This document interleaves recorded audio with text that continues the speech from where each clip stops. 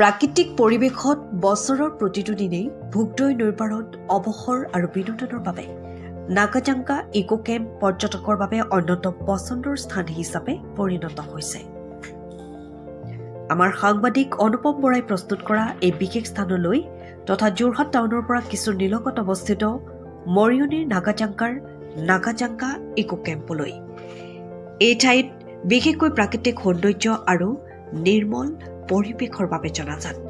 এটি টিলাৰ কাষত ভোগদৈ নৈ কুলুকুলু শব্দৰ কাষতে অৱস্থিত এই ইকো কেম্প মনৰ শান্তি আৰু বিশ্ৰামৰ এক অনন্য অনুভৱ। যোৰহাটৰ ব্যস্ততাপূৰ্ণ জীৱনৰ কোলাহলৰ পৰা আঁতৰি নিঃশব্দ পৰিসৰত কিছু ক্ষণ কটাবলৈ ই এক বিশেষ স্থান।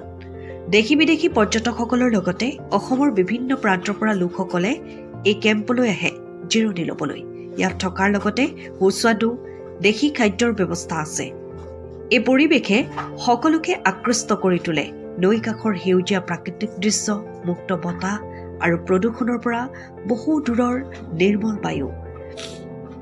নাগাজাঙ্গা ইকো কেম্প বিভিন্ন ব্যক্তিগত অনুষ্ঠান, জন্মদিন বা বিশেষ দিন উদযাপনৰ বাবে উত্তম। নিশা নামিলেই কেম্প ছাইট ৰঙীন লাইটে জ্বলি উঠি এক মনোমোহা পৰিৱেশ সৃষ্টি কৰে। নিশা বনফায়াৰ, সংগীত আৰু আনন্দমুখৰ পৰিৱেশে মনত আনন্দৰ এক বিশেষ অনুভূতি প্ৰদান কৰে। প্ৰতিদিনাই ইকো কেম্পত বিনোদনৰ তথা অতিথি আপ্যায়নৰ বাবে সাজু এটি দল। প্ৰাকৃতিক পৰিৱেশৰ মাজত বিশ্ৰাম, খোৱা থকাৰ সুবিধা আৰু মনোমুগ্ধকাৰী ভোগদৈ নৈৰ দৃশ্য, এই সকলোৰে সংমিশ্ৰণেই নাগাজাঙ্গা ইকো কেম্পক প্ৰতিগৰাকী ব্যক্তিৰ বাবে এক বিশেষ গন্তব্যৰূপে গঢ়ি তুলিছে। যোৰহাটৰ পৰা অনুপম বৰা ৰিপোৰ্ট, পোহৰ লাইভ।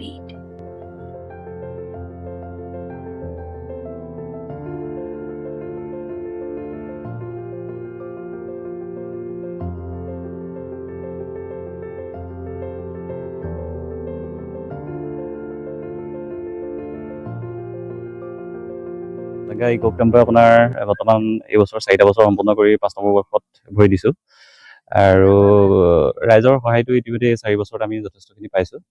আৰু আপুনি ইতিমধ্যে কৈছে যে আমাৰ বছৰ প্ৰতিটো দিনেই আমি খোলা ৰাখোঁ। আচলতে এনেকুৱা কথা নহয়, বা বছৰ আপোনাৰ নৱবৰ্ষৰ আগমনত বা শীতৰ আগমনত এনেকুৱা নহয়।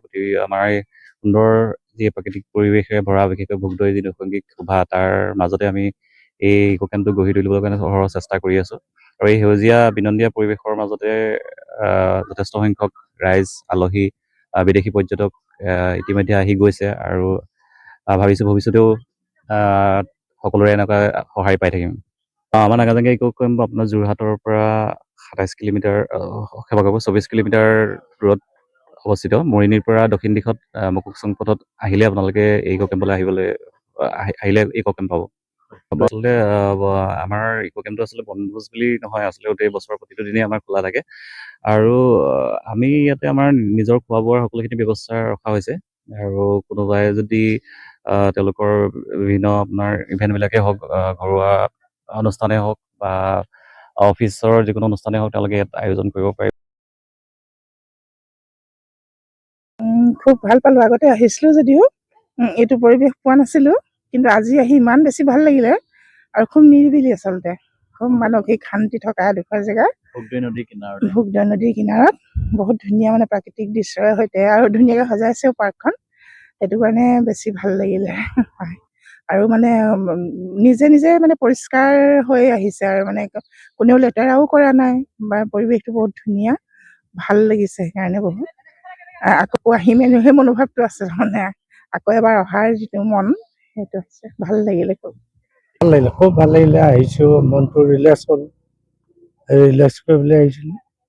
আজি প্ৰথম আহিছোঁ, আকৌ আহিম। 20 বছৰীয়া যোৰহাটবাসীৰ একমাত্ৰ ভৰসা প্ৰতিষ্ঠান ৰিয়া টি ষ্টল।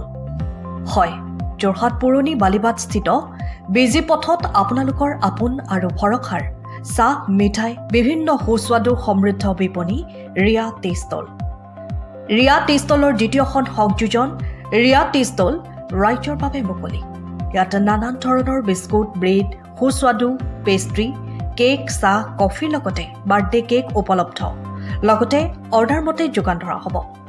তেনেহ'লে পলম নকৰি আহক আপোনালোকৰ প্ৰিয় বিপণী ৰিয়া টি ষ্টললৈ।